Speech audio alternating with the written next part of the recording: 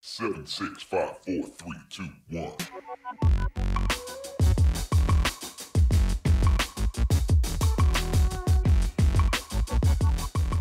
Hi, everyone, and welcome to another edition of CBD Talk Podcast.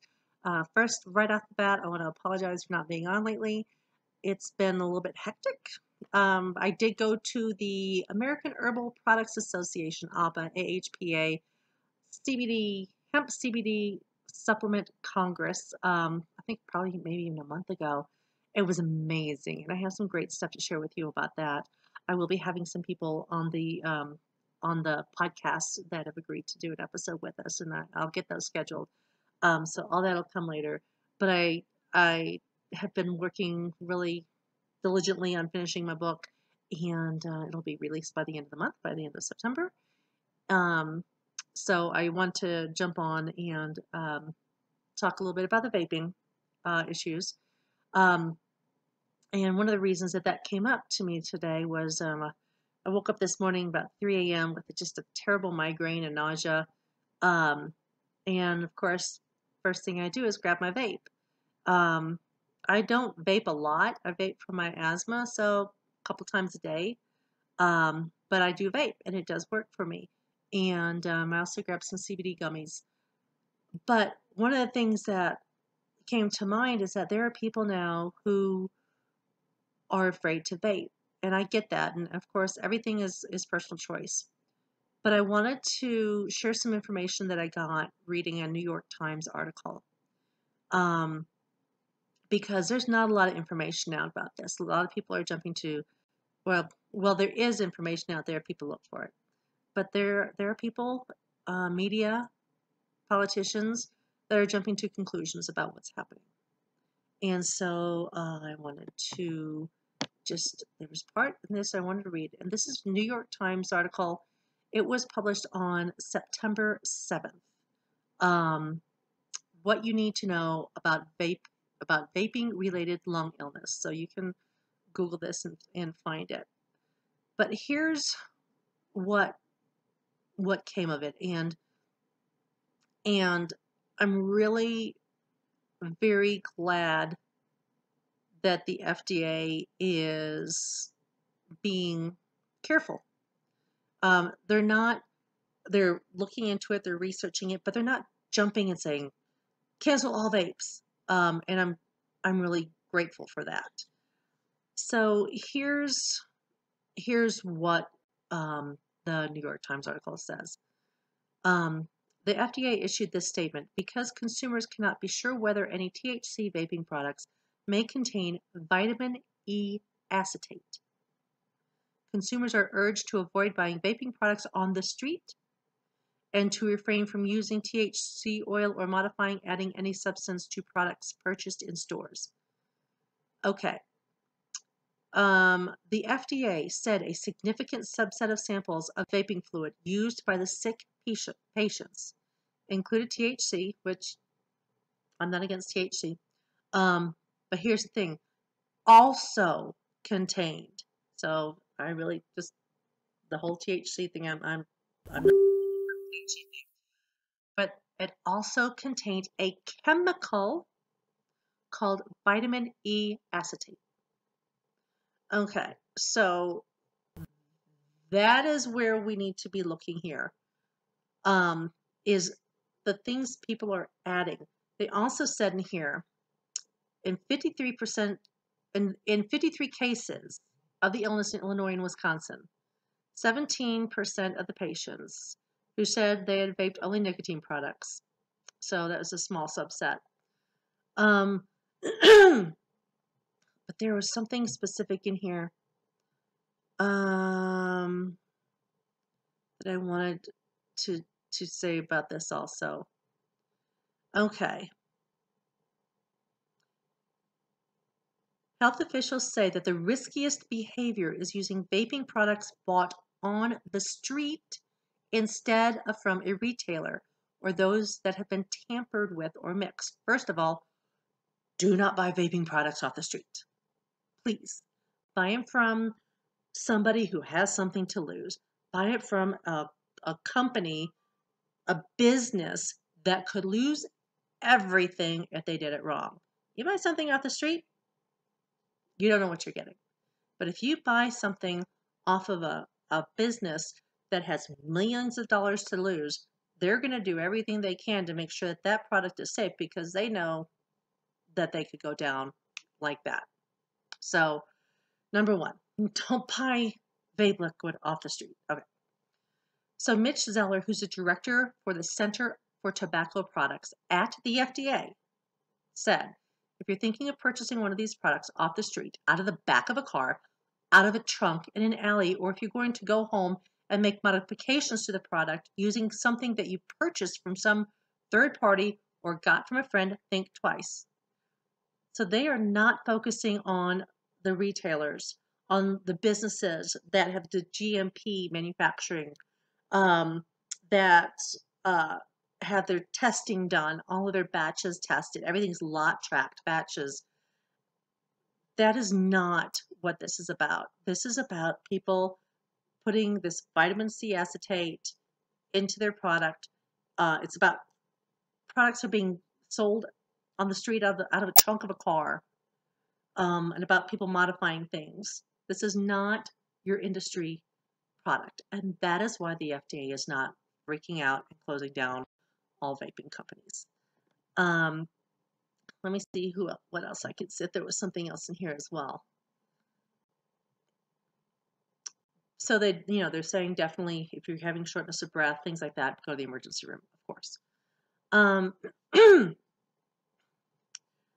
And then they also talked about this. E-cigarettes have been around for years. Why is this happening now? There are several theories, is what the New York Times article says. One is that some dangerous chemical or combination of chemicals has been introduced into the pipeline of vaping products. Public health officials believe that when people vape this noxious cocktail, it sets off a dangerous, even lethal reaction inside the lungs. These officials have said repeatedly that they do not yet know which substance or device may be causing this reaction and that is subject of their urgent investigation. So, there you go.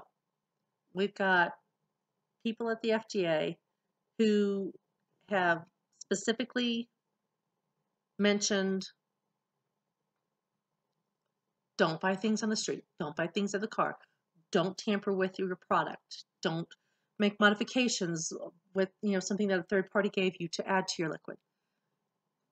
Don't do it. There appears to be this vitamin C acetate that is being introduced somehow. They are not linked to retailers or specific products.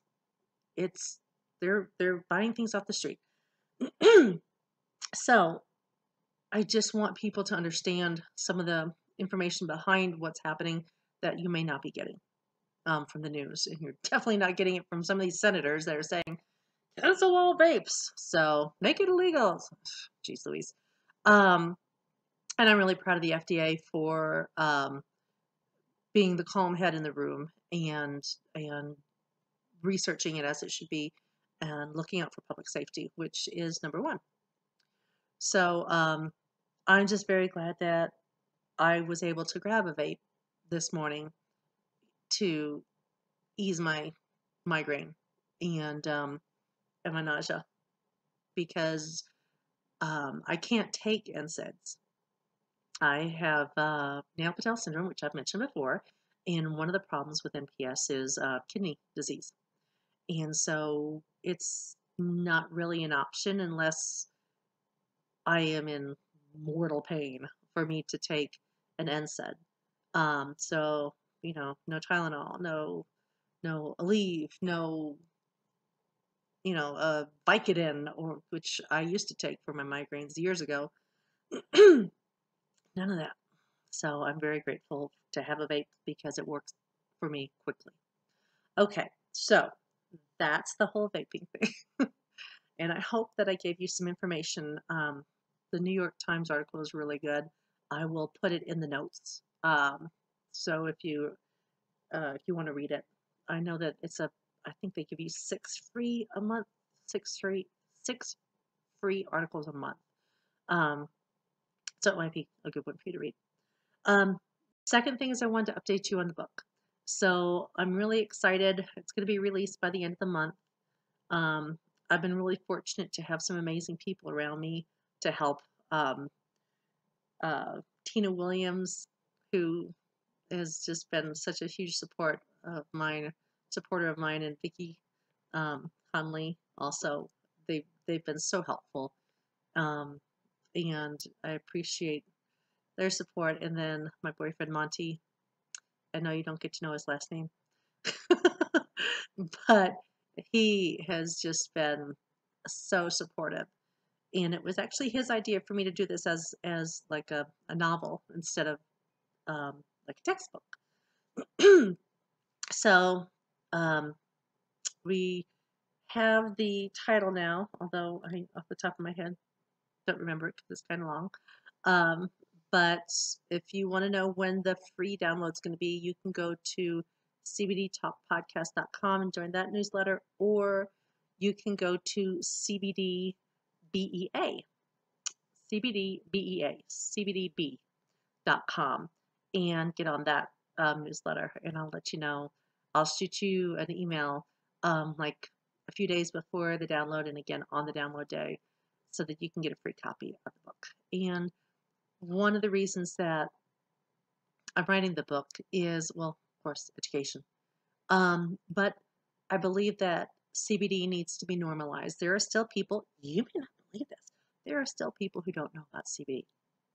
I know, really? So we gotta educate them.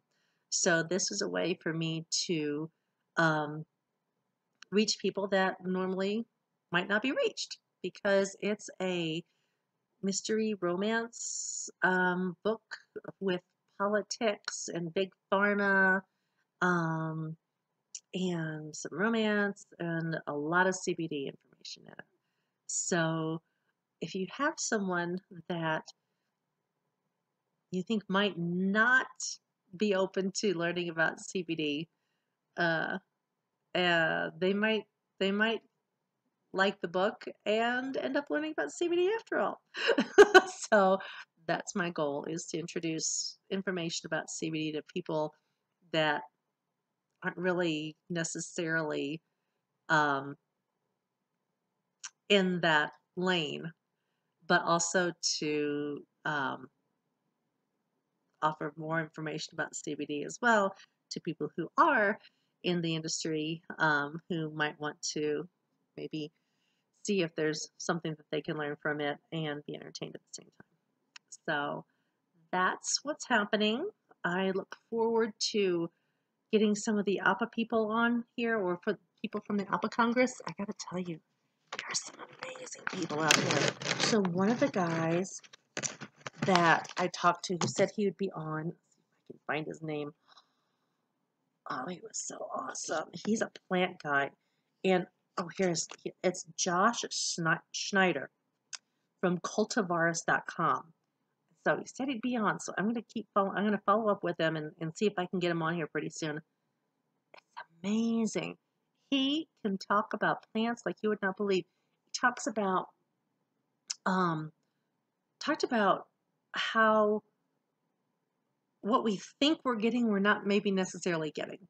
I guess there's a variety of THC of cannabis called cherry wine, and he talked about how these people got a cherry wine, propagated it, grew it, called it cherry wine, took cuttings from that, propagated it, blah blah blah, et cetera, et cetera, et cetera, down the line. But when you look at it, at the DNA of the plant, I never thought about the DNA in a plant. I just don't think that way sometimes. Okay, most of the time. And compare the one, several generations down to the original one, it's not the same plant. And so if you're finding something that is really good, that has the terpene mix, the cannabinoid mix that works for you, they're talking about ways to be able to keep that genetic clean and to be able to mass produce it because supply chain is a huge, huge issue. They had a huge um, piece about supply chain management, and it's really important and something we want you to know about. So we're going to have him on. And then we had, I got to talk with the amazing, where's her card? I just saw it. Aha, the amazing Jen Daniels from Meristem Farms. And so I thought it'd be great to have her talk as well because it's nice to talk to farmers to get their perspective. And she is really very much into cutting edge techniques. And no, but we're still talking dirty hands in the soil. So, we're not talking robotics here, but it's about the genome, and it's about raising that plant in a healthy, organic way to maximize the um, the compounds of the plant, so that when it is produced into a product, that it's the best it can be and it can give you the most benefits that it possibly can. So Jen Daniels and Josh Schneider, they are on my radar. I'm gonna get them for you. And then I also talked to AC Braddock from Eden Labs. AC, I really wanted to talk to her about the extraction processes. She's been doing this for decades, her company, and they've got a lot of great experience. And she had some other really great things to talk about on the panel. So she was freaking awesome. Americans for Safe Access, who's a great group um, trying to work with um, the government and companies, the industry, with respect to being able to provide safe access to cannabis products for the public. And, safety is a big thing. We know about that. Also going to try to get someone from Alchemist Labs on to really, really dive deep into a COA. So that's what I've got coming up. Sorry it's been taking me so long. The book will be out soon, so I'm pretty much done with the part that I need to do, and it's going to go into the marketing from here. So I've got a great team around me. I'm thrilled. I'm blessed, grateful, all that stuff. But I just want to kind of clear the air on that whole vape thing. And I would say that don't be afraid to use it. If you're getting it from a reputable company, um, just do what feels right for you. But if you do get symptoms, let me tell you what they were saying. Their symptoms, some of the symptoms were early symptoms. Oh, these are so vague. Could be anybody. Early symptoms include fatigue. Okay, yeah. Nausea, vomiting, coughing, fever, escalating to shortness of breath, which can become so extreme it can prompt an emergency room visit or require hospitalization. But here's the thing. Get your products from a reputable company. They're not going to be putting trash into a really amazing compound like CBD. The people that are selling good CBD products are very careful about what they put in with their products. They test their products. You got COAs. You know what you're getting. They're not. That's not who the FDA is saying is causing this. It's people on the street corners selling stuff. And please don't do that to your body. Just your body's worth more than that. So you guys have a super duper day. Thanks for joining me, and hope to see you again soon with one of these amazing people. So don't forget, stay happy, stay healthy. We need you. Bye. 7, 6, 5, 4, 3, 2, 1.